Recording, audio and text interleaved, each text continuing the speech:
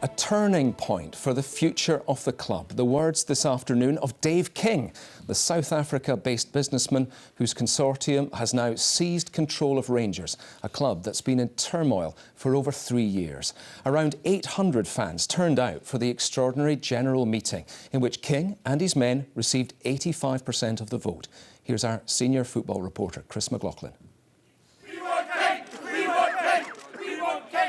They arrived in their hundreds, not for a game, but for an extraordinary meeting with extraordinary significance.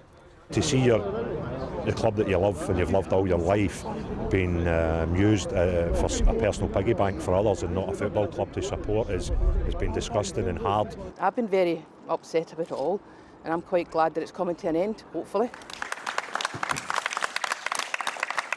This is the man they hoped would win the day and clear out a board they've grown to despise. The M part of the EGM was short, almost anticlimactic. Resolutions were read out, and within 10 minutes it was over. When the result came through, though, a few hours later, the cheers were almost as large as the size of the victory.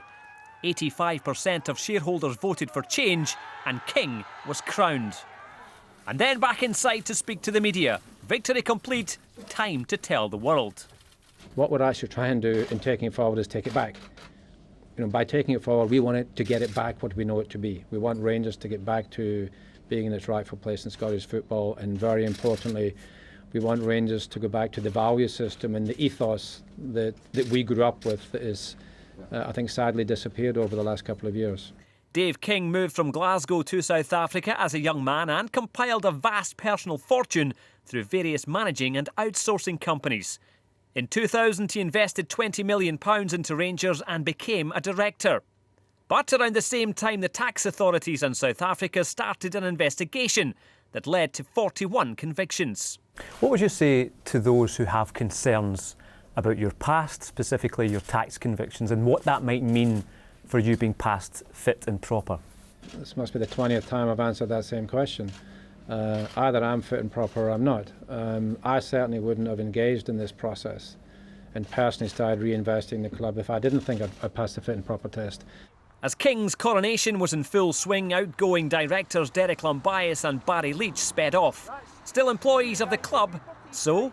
Will Derek Lumbias and Barry Leach be sacked, Dave? I wouldn't think so.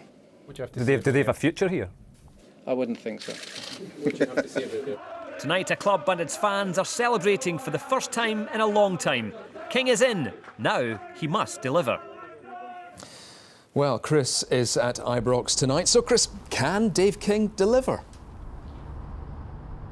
That is the big question, David. There's a huge rebuilding job to be done here. But, you know, I've been covering this saga for what seems like forever, and today, for the first time in a long time, there did seem as though the Rangers fans had genuine hope. They think they have a man they can trust. They think they have a man that they can identify with, a Rangers fan. I spoke to one elderly supporter who was quite emotional. He didn't want to appear in front of camera, but what he said to me was, "We've always just wanted our club back. We want our club back." And I think there's a feeling tonight that perhaps, just perhaps, they may well have got that back. Chris, many thanks for that. Well, I'm joined now by our business editor, Douglas Fraser. So, Douglas, what are the challenges now facing the new Rangers board? Well, the previous management told us that they need cash badly this month in order to pay the bills, and they may have to draw down a £5 million loan that has a lot of strings attached to it, and that's from Mike Ashley of Sports Direct. David King said he's unhappy about the way that deal was done and the nature of it, and including the right to appoint 2 directors. Could be the 2 directors who lost the vote today, and also control of the merchandising business, which is very important to Rangers' finances long term. Dave King also needs to satisfy, as you're hearing, the Stock Exchange and the football authorities that his criminal convictions, 41 of them for large-scale tax evasion in South Africa, that does not disqualify him as a fit and proper person to be a company director. Now, he sounded relaxed about getting that approval today. Others are less so. And how big a role will the fans have in all this? Well, the first thing is to get the fans going back to matches. The gates have been down. They need cash coming through the gates. The new boss is talking about getting fans involved in investing on the board as well. But to build confidence for small-scale investors, he needs to get trading back of shares in the stock exchange. That was suspended this week. But above all, he needs patience. Because fans have backed previous bosses before, but in all football clubs, fans are notoriously fickle if they don't get the results. If Rangers does not get promotion at the end of this season, then Dave King's got to keep them happy for at least one more season to get to the top flight. And that would also mean another large hole in the financial turnaround plan. Douglas, many thanks for that. So there's a new man running the show at Rangers. This is day one of the Dave King era. But what impact will his regime have on the pitch, and how quickly? For a start, he says he'll invest more than £10 million in the team and describes the choice of a new manager as critical. Alistair Lamont has more. No longer pretender to the Ibrox throne, Dave King and the new Rangers board must quickly turn their attentions to the tasks at hand. The chairman in waiting has pledged upwards of £20 million, but how much will be spent on the team? It's still to say at the moment how much of that would go into the footballing side of it, because I've included some other development issues. There's a whole scouting network. There's maintenance and buildings. But if you ask me to give you a rough figure, I'd certainly say it would have to be more than 50%. The nature of Rangers' off-field travails has often meant that their on-field problems have been somewhat overlooked. With promotion from the Championship far from guaranteed, one of Dave King's primary aims, nonetheless, is to establish Rangers as the second force in Scottish football within 2 years. It's going to be very difficult for them. Aberdeen have grown stronger in their absence. Hearts have quite considerably beaten them in the league this year and will be stronger again next year. Those two clubs, I think, will be the big problems to them in establishing themselves again as the number 2 club in Scotland. A goal that sums up Rangers' problems these days. Amid the debacle, Kenny McDowell has looked ill at ease as caretaker manager. Appointing a replacement would seem a natural priority. I'd like to see a good young manager, somebody that can work with young players, what we've not been doing, and take the club forward. You've got to have young players, not the days of the football we've been watching should be finished. Let's try something new. We need a new face at the helm, fresh ideas, and even from now to the end of the season, lift it. I think that's worth doing straight away. We're laying the foundations for a long-term project here, and so getting the first team manager appointed is a critical decision, fundamental decision. So we're not going to rush into that. The new regime don't view promotion this season as a necessity, but their hopes of creating a resurgent Rangers would surely benefit from a quick return to the top flight. Good evening. Dave King has taken control at Rangers after a landslide victory at the club's general meeting. John Gilligan and Douglas Park have been appointed to salvage the Ibrox side after the ousting of the current board. Paul Murray will act as chairman, while King seeks approval to be appointed as a director. We're live now to our sports news correspondent Grant Russell at Ibrox.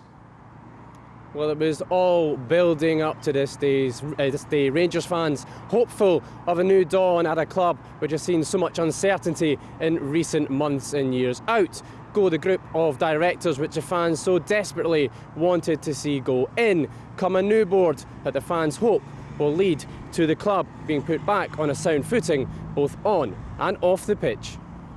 After years of turmoil, infighting and financial uncertainty, Rangers fans are daring to dream that these 3 men will represent a new dawn. Dave King, John Gilligan and Paul Murray were guaranteed at least 48% of the votes at the end of last week. Today, they won by a landslide.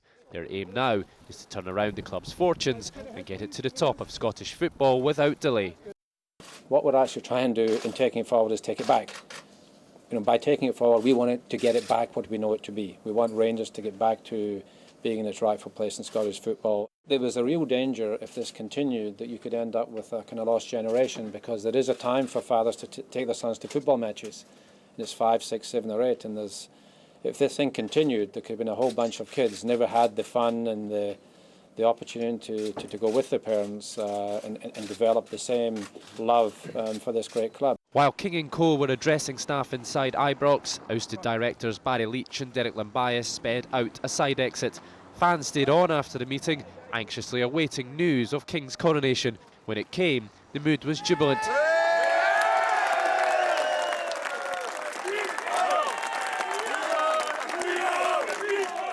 But those same fans are being urged by the board, give us time to turn Rangers around. We have to rebuild this club brick by brick. We have to literally put it back together again, and actually in some ways not take short-term decisions just for the sake of it. We've got to build, build for the long term, and put in proper foundations. Now we'll get some things wrong, we'll make mistakes. All we're really asking for is patience to do that. Time is also key in determining whether Dave King will be deemed fit and proper. With 41 convictions in South Africa on tax matters, he's declined to take up his directorship until he gets clearance from the Stock Exchange and the Scottish FA. If I'm not found fit and proper, then I won't sit on the board. And that's just that you will still continue to invest? I'll still invest, I'll still support it. I've got, I must have 40 companies back in South Africa that I control, and I don't sit on the board. So to me, being on the board is not critical. I don't think it will be an issue. But if it turned out to be an issue, it wouldn't make any difference to Rangers going forward. Mike Ashley's shadow still looms large over Ibrox, and the process was started for him to give £5 million to the club this week. I don't think it's likely to happen now. I think, and for it to happen, it's going to have to happen through engagement with the board. So I think the fact that it didn't happen prior to 11 o'clock this morning, I would imagine makes the prospects a lot less likely. The work starts now for King, Murray and Gilligan, who have also added Douglas Park to their ranks. Soon, the size of the rebuilding job at Rangers will become clear. Grant Russell, STV News.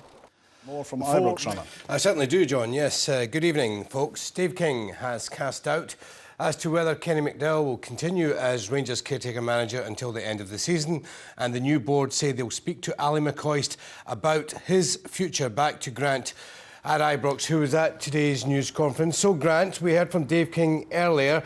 As far as the management team is concerned, what did he have to say? Well, of course, the priority for the new board today was just getting into power, but now they're there. Clearly, there are some big decisions to be taken, and naturally one of those is ensuring a currently directionless management situation on the park is resolved. Paul Murray, the interim chairman, said it's a critical decision, one they will take their time over. As for current caretaker boss Kenny McDowell and Ali McCoist, who is at the general meeting today, well, the board want to talk to them both before arriving at a decision. Dave King, though, clear on exactly the sort of manager he wants to see at the helm. We need less of a manager, if I can use that term, and much more of a coach, because we're going to be bringing in players. We're not going to go out and buy a new team and then tell someone to come in and manage them. You're going to need someone with a different set of skills who's going to have to come in and build and develop and bring youngsters coming through. So it is a very, very important position. I think we have to just be very, very, very careful. It's a long road ahead, and I think it takes a different type of manager. It's not bringing a Dick Advocat and say we've got a team that's been winning the league and you just have to manage them. It's a very, very different role, and we've got to be very, very smart about the type of individual we get in now. One of the key factors in ensuring King & Co came to power here today was the supporters. They, as a group, were critical of the previous board, and they continue to show their unhappiness before the meeting today. In particular, the Rangers Supporters Trust and Rangers First both worked tirelessly to unite fans, and now they look set to be rewarded with a greater say in how their club is run. The fan groups who have been, absolutely superb. In the way they've marshalled resources over the last couple of weeks, and we think that should be recognised not only in terms of the support but logically. It is important for a big football club like Rangers or any other club, I think, to have a fairly strong fan representation. So we want to work with the fans both in terms of getting representation on the board and continuing to make sure that they grow a meaningful stake and a meaningful voice in the future of the club. So what next for Rangers? Well, there's clearly much work to do for the new board of directors, but what they will be is supported by a large group of fans who will likely return here to Ibrox en masse. The team are at Cowdenbeath tomorrow, but after many fans stayed away to show their disdain at the previous directors, you wouldn't bet against a full house coming here either for next Tuesday's game against Queen of the South or the match against Livingston next Saturday. Grant at Ibrox.